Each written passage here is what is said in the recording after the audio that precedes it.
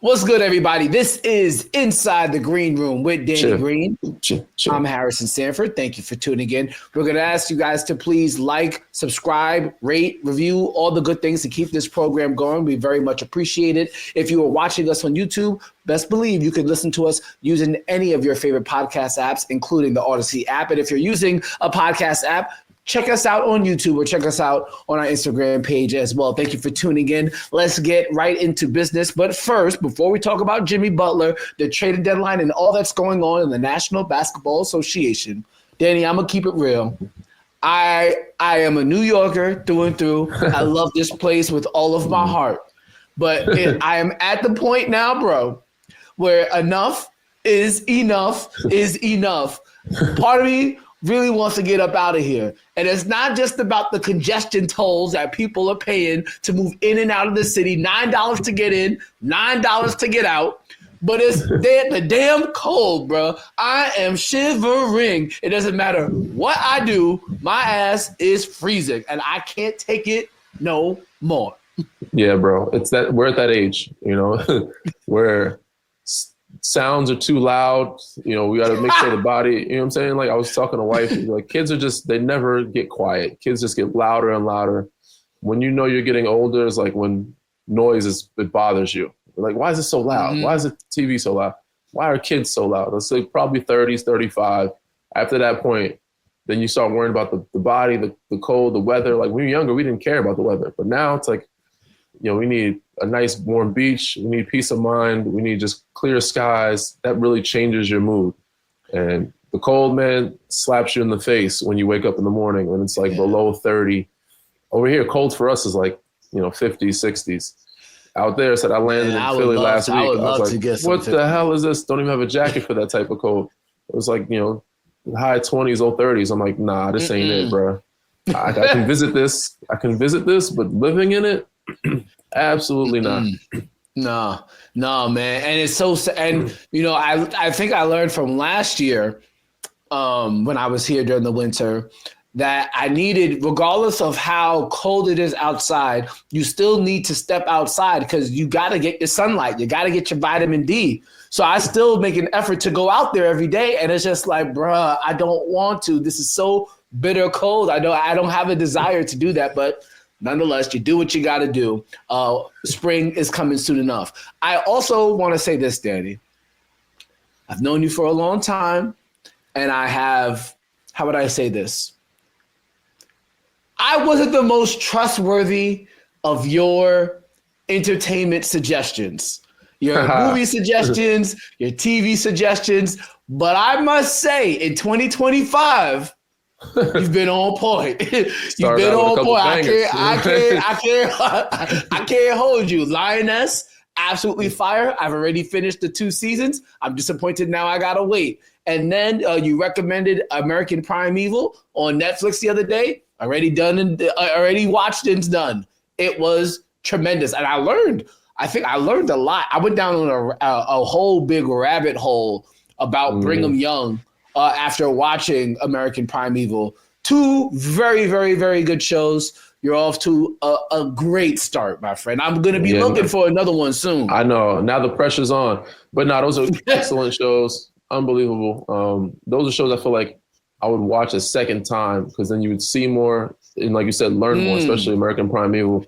And you'd be like, oh, wow, you pick up on more things. But yes. Unfortunately, I said, love the streaming. Unfortunately, Netflix is raising their prices again. Bro. Again. As much as I love streaming, I love movies and series, and I can't afford it. But at some point, you know me, I'm a stubborn ass. So when it comes to certain things, I'm not paying the $5. You know what I'm saying? It's like at some point, you got to make a decision and be like, look, we're going to stick to these streaming services. We'll dive into Netflix every once in a while. But it's just like, stubborn me, like, getting new laptops and new computers. I waited forever. Apple makes you get new products. If you're not up to date, then you can't stream and do podcasts, which is crazy to me. And I fought it for as long as I could. Then I got the new Apple products. This Netflix situation is really making me look at them like, I can afford it. But you sons of SOBs, you sons of bitches are really pushing my limits. For real. You've really tested me. You've really tested me. So yes. I've done my best so far when it comes to Netflix. I haven't given in to the get it with no ads yet. So I'm still paying at like a decent price. And the way I've justified it, and it's interesting.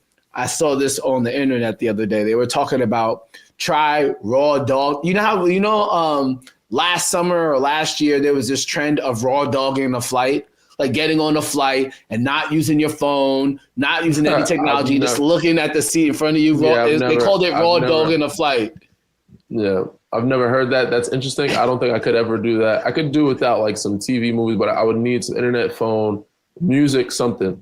And they said so raw dogging's no music either. Like you can't do music. No technology. You just sit there. So the thing I've noticed, whenever I'm watching Netflix, I still pick up my phone. So now if there's the ads, that is my designated pick up my phone time anyway. So I've learned to live with the Netflix ads. I can't. I think it's so rare that people raw dog a flight or raw dog a Hulu series anyway. So therefore, I'll give yes. All right. With that being said, let's go to basketball.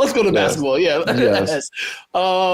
So biggest news that's going down in the National Basketball Association. I feel like it's pretty much been the biggest news all year long.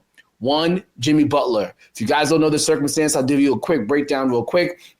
Jimmy Butler has a $50 million player option for next year. At his age, I believe the age of 35, I believe it is. If I'm Jimmy Butler, while it's great to opt into $50 million for next year, what would be even better is to opt in and get a contract extension and get a couple more years to add on to that total compilation of money that he could get while being somewhat exiting his prime in the NBA. He's made it clear, at least through back channels, that he would like to go to the Phoenix Suns. Now, the Phoenix Suns, through back channels, have also let us know that they're interested in him. The complication is that Bradley Beal is the player that they would have to move. Bradley Beal has a no trade clause. And so most recently when Jimmy Butler talked to the media and basically said that he was not happy, he was not having any joy playing for the Miami Heat anymore, he was suspended for 7 games. He recently came back, and the Heat, frankly, just aren't the same, bro. And I don't think it's ever going to be the same. He came back. I'm back. He came back he wore a Jordan 45 jersey to the game. It didn't really do nothing because they still got smacked by the Denver Nuggets. And we'll talk about Nikola Jokic later on in the show. But as it presently stands, Danny, there's still a stalemate. The trading deadline is coming up. I will want to add this, though, because something did happen on Tuesday that could mean some traction is in the movement. Mm-hmm. The Phoenix Suns traded their 2031 first-round pick to the Utah Jazz for 3 first-round picks. First and foremost, a swift move by Danny Ainge, because I think we all believe the Phoenix Suns ain't going to be good in 2031. That's going to be a quality pick. With that being said, getting those 3 first-round picks from the Utah Jazz now makes it a little bit easier for the Phoenix Suns to potentially involve a 3rd team, a 4th team, a 5th team in order to make this trade happen where they get Jimmy Butler and eventually they send out Bradley Beal to a place where he might like, which is reportedly he would accept the trade that would have him ending up with the Milwaukee Bucks. What would that mean for Chris Middleton? That means he's probably out. A lot of switching chairs, it's a big carousel that looks like it's going to happen before the trading deadline. Your thoughts on everything that's taking place?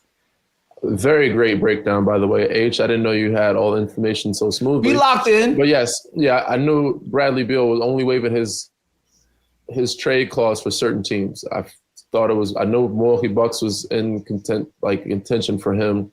I can't remember if there's other teams or not, or what I heard the rumblings of. I thought Denver might have been one of the teams. But yes, ultimately, when you look at it in a whole,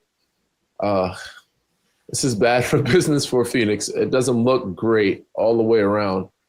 Even getting Jimmy, to me, I think it makes them better, but I don't think it puts them in championship.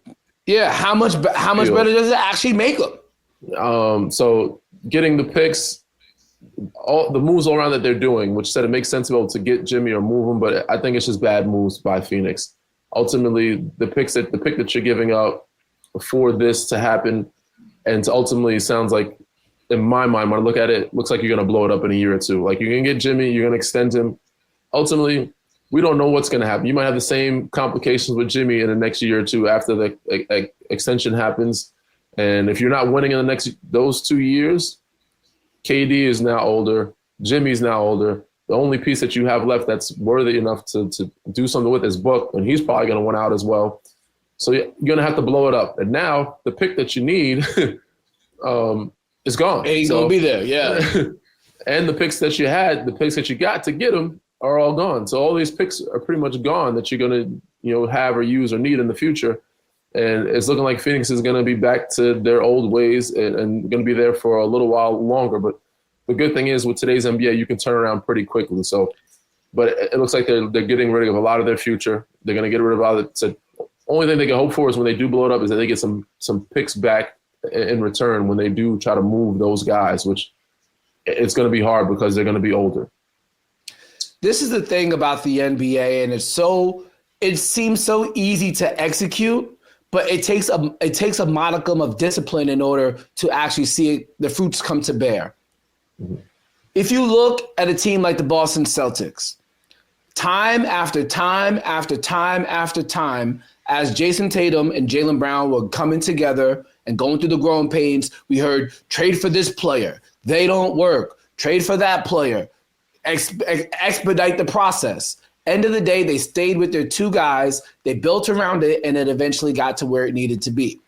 If you look at a team like the Oklahoma City Thunder, they have built it the right way, starting with a lot of young players, got them up to a point now where they're one of the best teams, if not the best team in the NBA. I take a look at the New York Knicks. Year after year after year after year after year, they did the bad thing of trying to make that big trade to get that piece to make the team a lot better, and it ended up being worse in the long run. And it wasn't until they actually accepted the losing, accepted their fate, and waited till things naturally turned around by doing some swift moves to where they're now going to be in title contention probably for the next 5 years, considering the age of their players.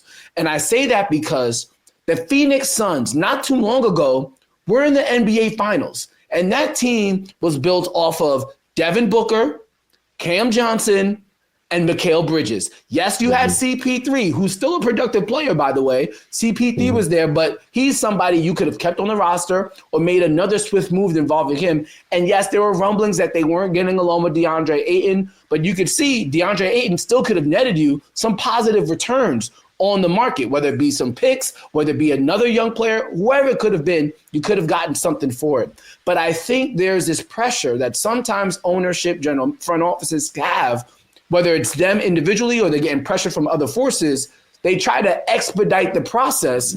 And I think the Phoenix Suns trying to expedite the process have now ruined something that was great or could have been great. If you imagine, Danny, right now, you had Devin Booker, Mikal Bridges, and Cam Johnson on that roster, and you had fillers around them. That's a better team, a whole team, than what they have right now. And they have room to grow. Now you're trying to sacrifice future picks just to get a 35-year-old Jimmy Butler. Well, the first move was to get Kevin Durant, which ultimately is not a bad move, but it does change the dynamic of your team. It changed the timeline. But it sounds very similar or familiar to me that a team just did last year with Minnesota. Like, you have the group that you need. Obviously, they traded for different reasons. They weren't trying to expedite the process. They were just trying to save some bucks. Mm-hmm. Today's league, man, if you want to win, you got to spend. That's just what it is. Boston is spending the money. The only team that's able to do it because they did it through the draft for cheaper was OKC. But eventually, they're still having to pay their guys, so they're spending the money. They're gonna have to pay soon. They're gonna have to pay soon. So you have to spend the money, and that's what Minnesota didn't want to do. So they made the trade to give up Cat. It's like you have a group that was in the Western Conference Finals. Why would you change that? You had a group that was in the finals. I don't get it. Keep that group together, especially if they're young, as long as you can. Yes, there's a lot of, sexiness and appeal about getting another superstar, but that doesn't necessarily make your team better. That doesn't necessarily mean you're going to get more win shares. Just be patient and keep it as is. That it didn't make sense to me. So, but you're right. That's just today's game. People want to sell tickets. People want to get, the superstardom, the sexiness, the appealing of having these, three guys. And we all knew not that Bradley Beal's a bad player. He's a very good player. He's a great player. But we just all knew before that trade happened, it didn't make sense and that it wasn't going to fit and it wasn't going to work out. And eventually one of those guys going to have to come off the bench, and to put $50 million on the bench didn't make sense either. And even then it was going to be some rumblings and some egos and some things going to be happening. You better have the right coach to manage these things, because then it'll become, a shit show in a sense. So right now, luckily those guys are professional and it hasn't become, that bad, but still it's a move that you didn't need to make and it didn't make sense or add up. And said when certain people get involved that probably shouldn't get involved, that's when you have too many chiefs. That's when things kind of get blurred and things happen that shouldn't happen. And it's interesting because I also want to look back at two casualties of these expedited timelines that still don't net out the results that you wanted. Let's go to people that you're familiar with, Danny. Mm. Number one, looking at Frank Vogel. He was the coach in Phoenix last year. He got fired, and I think a lot of people he got the blame for something that frankly was never going to work. Point blank, period. And it wasn't his decision to make it happen, I'm sure, either. You know what I'm saying? So now he has to take the L. I look back, and this is a little bit different, but it's still somewhat of the same. I look at, and this is no shade on JJ Redick, I look at the Lakers now, and Darvin Ham is no longer there. Our guy Phil Handy's no longer over there. And it's like, you look at their record, you look at how they're playing, you're like, was the coach the actual issue, or is it frankly just the roster construction? Your expectations are not matching your roster construction. The names, you see a name like Kevin Durant, you think, oh, you're a title contender. Nah, my friend. If Kevin Durant automatically made you a title contender, Kevin Durant would have 10 NBA titles by now, but he doesn't. And considering the talent that he's played with, you would think maybe he should have gotten more. A name does not guarantee that you're in the finals or that you're even in the conference finals. It is about the actual roster construction. And yes, getting a name puts butts in the seats, but getting a name does not guarantee rings. And that's what it really comes down to. And there are people who are laid as casualties along the way. I'm with you. And as you're peeling off and spitballing and firing off great valid points, all we can think about is just me sitting back like Mace, Cam and Mace, and eating my popcorn. Was watching it. Kill it, chill. Get him, kill him. Get him, kill him. Yo, it's ridiculous. Jim Jones, and so Cam's going off on Jim Jones, and Mace is eating popcorn. Like, kill it, chill. Murder. Yo, it's funny as hell. Hey, man, couldn't have said it any better. These dudes, man, everybody. And so now that I'm in the space and learning it, I understand and I respect it more. But it just mind boggles me that they do so much research. They do so much analyticals. They do so much breakdowns, and still how some of the decisions are made. And ultimately, it comes down to me thinking that it's just a miscommunication between staff, front office, ownership, and then some people in the front office ultimately not valuing the whole group's opinion. Like, that this, or somebody in one sense said, all right, we're going to do this. Ultimately, there's going to be some votes, right? I just don't know how in depth the votes go. I don't know how in depth the opinions of the others are taken. I don't know if the ownership, so I think it's just a mix. And that's where, people are like, why do we do this? When the agendas don't align. Yeah, so like front office may be thinking something else, ownership may be thinking something else, coach staff, it's a lot to maneuver within.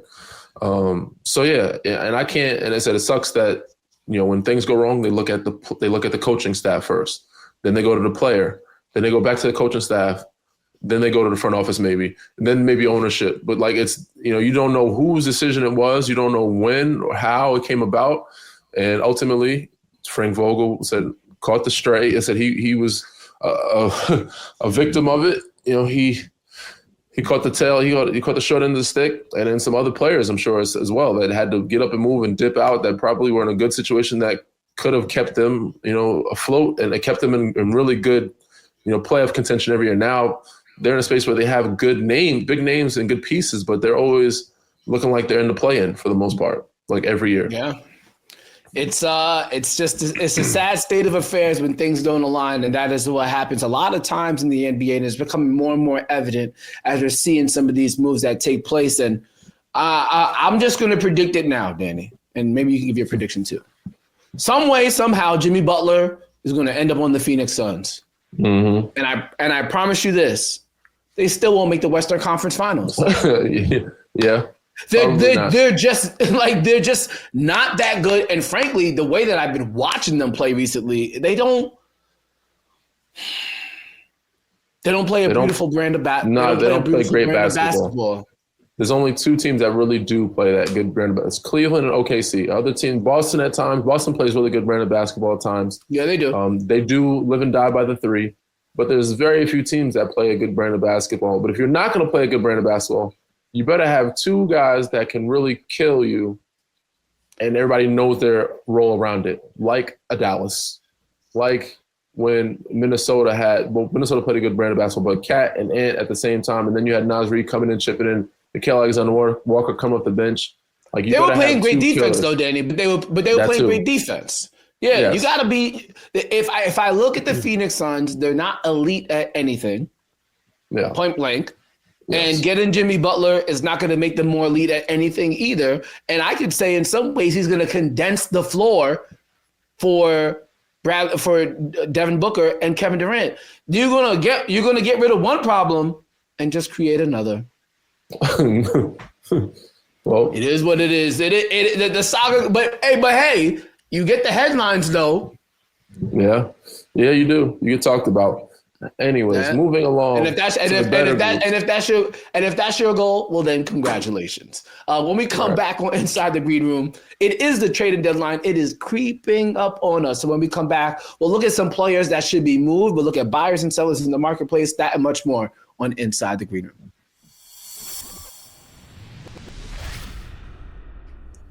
We're back with Inside the Green Room. He's Danny Green. I'm Harrison Sanford. Thank you guys for tuning in. We're getting ever so close. There we go. We're getting ever so close to the NBA trading deadline. And before we go into a team and player that Danny thinks should potentially be on the move for the trading deadline, just want to go have a little flashback here, Danny. You spent some time in the National Basketball Association, and this time of year is always tense for almost everybody who's involved, unless you got a no trade clause like Bradley Beal. With that being said, can you identify identify what was the most stressful trading deadline in your career? Probably the first two where my name was, because honestly, my name was put in trade rumors fairly early on, which a lot of people say, look at it as a compliment. You know, people want you. People saw it, that you kind of sought after, but it's just a scary, intense, nervous thing. You hear the horror stories, even though I was with San Antonio and now knowing them, but like they would give me a heads up, they would tell me, but not knowing that at the moment, it's like, I could be getting on this plane and next year I could be getting a call from my agent. I could be, on the bus and next, I'm traded somewhere else. So very nerve wracking, bro. It's a nervous situation. You don't know what's happening, what's going on, what you might be traded for. So definitely my first 2 years of being in the rumors was just probably like year 4 for me, year 3 or 4, year probably 4 and 5 or 3 or 4, like the 2 back-to-back years where it was like, oh man. But after that, I was pretty solidified and I knew that they liked me a lot and they didn't want to let me go. And if they were to let me go, it's going to be for like a big piece, like somebody very valuable that they thought they couldn't pass up on, like a Kevin Durant. Do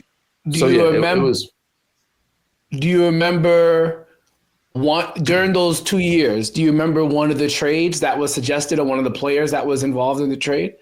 I remember, no, not vividly, not clearly. I do remember the first year, I think there was like some rumblings of me getting traded back to Cleveland or something like that.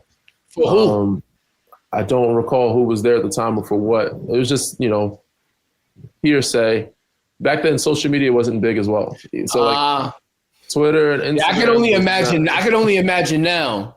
This is only phone calls, newspapers. You know what I'm saying? So like, it's a little different. I mean, it's like Twitter was a thing, but it wasn't as active as it is.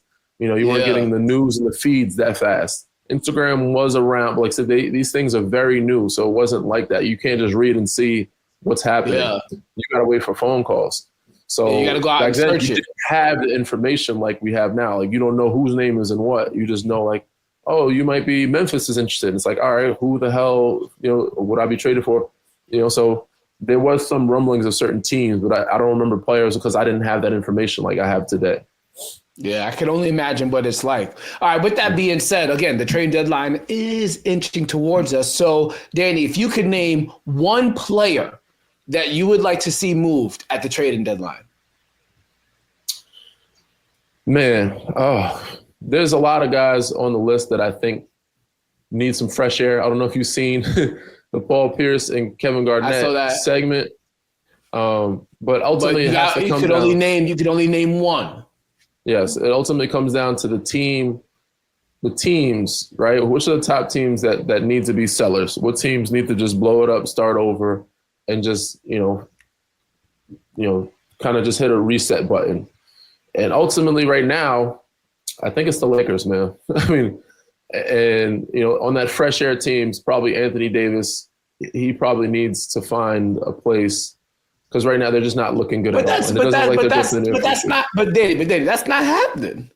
That's not. If he wants it to happen, he knows Bron is leaving. It may not happen before the deadline, but it could happen in the offseason to me. So it's not happening. I think Bron has done it after this year. He might have one more year, but it's like, look, this team is not what it was supposed to be when we got together. Like it was early on, but now it's gotten to a point where it's like, all right, it's not panning out the way it should, and we need to just start over.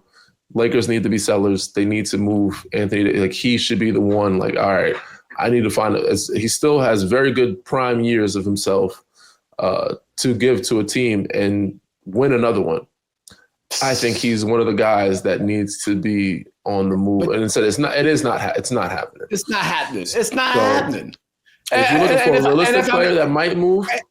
And if I'm Anthony Davis, I'm just gonna keep it. I'm gonna keep it a bean. And if I'm Anthony Davis, I know if I go to Oklahoma, obviously this would never happen. I know if I go to Oklahoma City, I probably win the title. I know if I go to Minnesota, Dallas, I have a great chance to win the title. If I go to Dallas, I win the title. But bro, I already won a title. And I'm playing for the Lakers, and I'm in LA. No, it's not. The juice is not worth the squeeze. If I was, you could stay in LA and play for the Clippers. No. Yes, you could, but you already won the title for the Lakers. Why? Again, so one is good enough for you. One is good enough for him. I'm not saying it's good enough, but it's good enough for me to want to stay. Like. I just think about the quality of living, the brand that I'm playing for. Why? Like I've already won a title, and I'm not going anywhere else and being the number one option. The only other player that I have on that list, which you said probably won't happen, Devin Booker. You got to get out of there, bro. It's not looking great. I don't see you coming back to the finals anymore. If you want to win, it's looking like it's going to have to be elsewhere. So if you're looking for superstars that I think need fresh air, that need to move before the ship starts sinking, KD's been moved enough times. I can't say Kevin. Devin Booker needs to get some fresh air and find another home. I feel for Devin Booker in this. Here's why I feel bad for Devin Booker. They had something that could have built into a legit title contender for real, if they just let it rock. They tried to expedite the process. And by expediting the process, it made his road to an NBA title actually further away. Because once this KD KD Butler experiment doesn't work, there goes another 2-3 years. And then when they're gone, now you got to start. Now he's older, and you got to start all over again. And if you want to stay, I don't know how you're going to be able to do it because you done gave up all your draft capital. And if you get traded away, there's no guarantee you get traded to a situation where it just immediately clicks. So again, there's beauty in the process. A lot of teams don't understand that. and they put all parties involved in jeopardy of actually reaching the goal, which is winning an NBA title. All right. With that being said, Danny, let's just go. We'll get more into the trade deadline as it gets closer. We still got about 2 more weeks until it gets for real. Mm-hmm. I'm sure we need to pick a team. We'll pick a team next. We'll pick a team next week. Let's go. But this week on Thursday, All-Stars will be named. And I think there's so many different interesting elements to it. Number one, the All-Star game is going to be different now because homies fumbled it. The game is not the same anymore. Like, it's trash. Let's just be real. So they're trying to do different elements to try and make it a more competitive product, a more entertaining product to watch on the court. I find it very interesting that LaMelo Ball is one of the most voted for players in the league. I think that in itself should start to really get the NBA prepared for this newer era. He's on a team that isn't playing well, that's not in a big market, and he's probably one of the top 6 vote putting getters. it lightly. Yeah. Putting it lightly. Yeah, isn't playing well, putting it lightly. Yeah, he's one of the top 6 vote getters. The newer age NBA fan loves them some LaMelo Ball. It's just a new era. I do think, though, Danny, is going to be interesting. We are going to see some new names. Cade Cunningham will be an all-star. Absolutely. Should be. He's absolutely hooping. I think there's going to be also Victor Wembanyama. He will be an all-star. Now, the interesting thing, there's some players like Jalen Williams has an opportunity here. Jalen Green, Evan Mobley. I think what we're going to see with this all-star game, Danny, more than ever, this is, and I said this the other day, the KD, LeBron, Steph Curry era is over. Mm-hmm. The Olympics, that was their last hurrah. Like, yes, they'll all be in the All-Star game for sure, and it's in San Francisco, so I'm sure Steph Curry's going to want to put on the show. But this league is officially the league of Shai Gilgeous-Alexander, Anthony Edwards, Nikola Jokic, Giannis Antetokounmpo, Luka Doncic, Jason Tatum. Luka Doncic, Jason Tatum. It is their league now. The old guard, this is their last time around maybe not the last time in the All-Star game, but I think you're also going to see some newer players ushered in who are going to have a chance to become part of that spotlight, just like a Cade Cunningham, who will for sure be an all-star. Just your thoughts on where things are. And it really feels like this is the fact that the Lakers aren't a good team, the fact that the Suns are a play-in team, the fact that the Warriors are a play-in team at best, it just shows you where we are. The changing of the guard has officially happened. Again, I think the Olympics were the last hurrah. I agree 100%, man. And the league is moving forward, and very quickly. Some of those guys you mentioned should be all-stars this year. You know, I like Cade a lot. And to put Detroit where they are right now, winning matters. I like LaMelo's game a lot as well, but they're just not winning enough to me. So the guys that I have to put ahead, you got to give Cleveland 3 all-stars. No, you don't have to. You don't. No, why not? You don't. Just because they're winning a lot doesn't mean they have 3 all-stars. To be at least 2. At least Danny, 2. Danny, an all-star is not just a resemblance of the team's record. It is a resemblance of your star power. And let's keep it real. Cleveland doesn't have 3 stars. They don't have 3 stars. Like, and I know I'm biased here.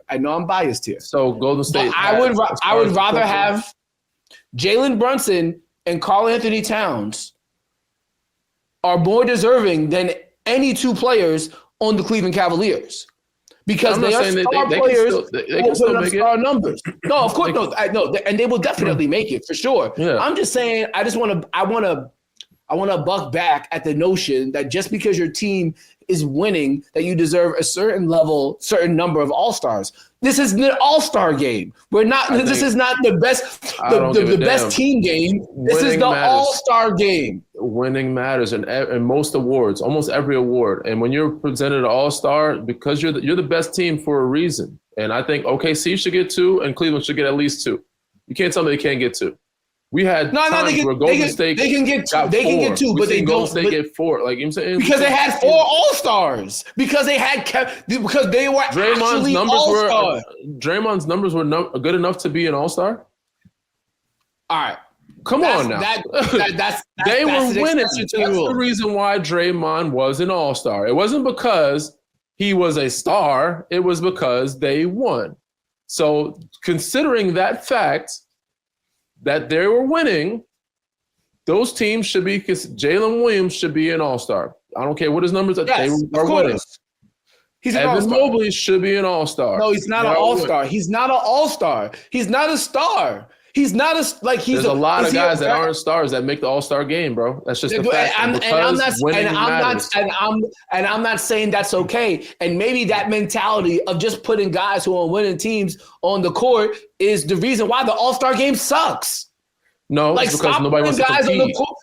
Yeah, that's also true. And that's because you have more stars. The more stars you have, the less they compete. So the more you have less of those stars, I think you'll have a better All-Star game. That's just my take. I don't know. I think you have Evan Mobley and the guys that are, you know what I'm saying, the Draymonds would make it competitive. You know, the superstars are the ones that chill and relax and don't want to get hurt. I think you have more of those guys, but you can't tell me the team, they're head and shoulders above everybody, especially record. They're beating Boston. You can't tell me they can't get 2 All-Stars. You can't tell me. No, they can get 2. You gotta find space for 2. They don't have. But okay, that's 2. But they don't. They're not. They don't have enough star power. Me, I'm giving that because they're so good. I'm going Don. I'm going Evan. As much as I like Darius a lot too, but I think Evan's the reason why they are. I will let that slide, but I absolutely. Jalen Williams should be an all-star. 3 all-stars from the Cavaliers. They don't have 3 stars. I'll give you. They don't have 3 stars. But to me, it doesn't matter. I'll give them. They don't have 2 stars. You know what I'm saying? They don't have 2 stars. If you want to keep it real, they should. You should. But they deserve 2 guys in the All-Star game. So I'll give you that. They're not a third, but they deserve 2 guys in the All-Star. OKC, they deserve 2 people at least in the All-Star. Yeah. Jalen Williams, but they also have 2. But they also have 2 stars. I consider Jalen Williams a star. 100%. I agree with you. But to me, you don't necessarily have to be a star to make the All-Star game. And you should be rewarded for winning and for being an impact player on the team. Your team's winning, especially when you're beating teams you have no business. They have no business being ahead of Boston. They're not only ahead of Boston, they ahead of Boston by like 7 games. Like, it's not even close. They're the number 1 team in the league. You know what? All right. Actually, you know what? We'll end with this. We'll end with this. Since you brought up the Cavaliers. And I remember going into the season, you and I were actually high on the Cavaliers in terms of their win total and them going over it. And a lot of that we gave at least I did. I gave credit to Kenny Atkinson coming in. And I specifically pointed out that Kenny Atkinson had a lot of experience of playing with 2 non-shooting bigs when he was the assistant coach with the Golden State Warriors. Obviously, Draymond Green, Kevon Looney, whatever alignments they had. Usually they don't have 2 shooting bigs, not even 1 shooting big in Golden State, and somehow he made it work. So I thought he would be able to make it work in Cleveland. I think what's also interesting, though, Danny, is that not only is Kenny Atkinson making it work in Cleveland, but JB Bickerstaff, a guy that you didn't have the best experiences with when you were in Cleveland, he's making it work in Detroit. What are your thoughts on Atkinson and Bickerstaff, and how they've been able to outperform expectations? I give them both a good amount of credit, but also give a lot of credit to the players. You know what I'm saying? Like, those groups have been together for a while. Cade has been unbelievable. Malik Beasley, the front office, they did a good job of picking up pieces. Tim Hardaway Jr., even with Jaden Ivey being out. They got some shooters. They got some shooters around Cade. They got some shooters. They got some vets in there. They brought in Tobias. They brought in some pieces to help be mature.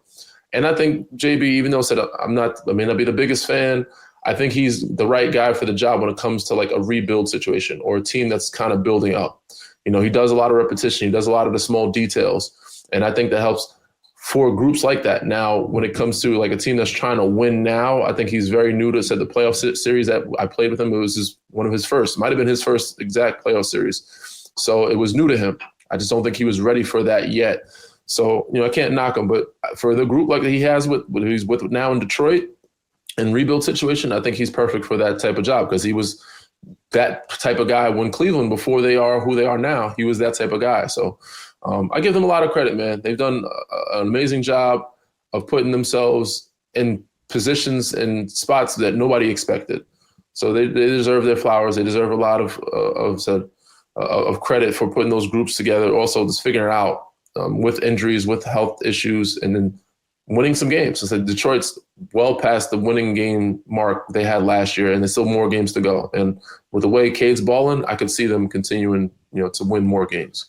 They might mess around and be a top 6 seed. That is something crazy in itself. That'd be a crazy turnaround from last year to this year. That's that's Coach of the Year candidate.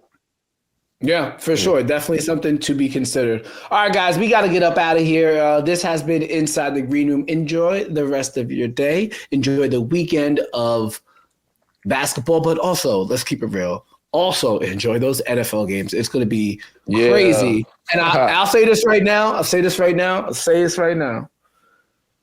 I'm not trying to see Patrick Mahomes win another Super Bowl, bro. I'm tired of it. Not many people are, except for the Kansas City Chiefs. Only Kansas City fans want to see that happening. Everybody else wants to see something new.